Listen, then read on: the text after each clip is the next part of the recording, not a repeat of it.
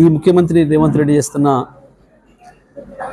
అరాచక పాలన ఏదైతుందో, రాష్ట్రాన్ని లూటీ చేసే పద్ధతుల్లో ఏదైతే చేస్తున్నాడో, ప్రభుత్వ భూముల్ని అడ్డగోలుగా అపనంగా తనకి ఇష్టమైన వాళ్ళకి కట్టబెడుతూ అన్ని నిబంధనలు అధిగమించి ఒక పెద్ద భూ కుంభకోణానికి పాల్పడుతున్నాడు.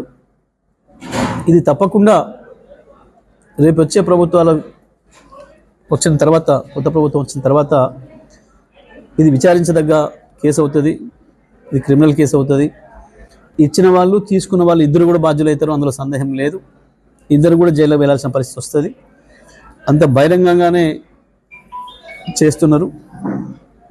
ఏ జంకు గొంకు లేకుండా ముందు డబ్బులు సంపాదిస్తే చాలు, తర్వాత ఏమన్నా కానీ అన్న పద్ధతుల్లో అన్ని నిబంధనలు కూడా తొంగలు తొక్కి చేస్తూ ఉన్నారు. ఇప్పటి వరకు ఎప్పుడు కూడా జరగలే అటువంటి చరిత్రలో.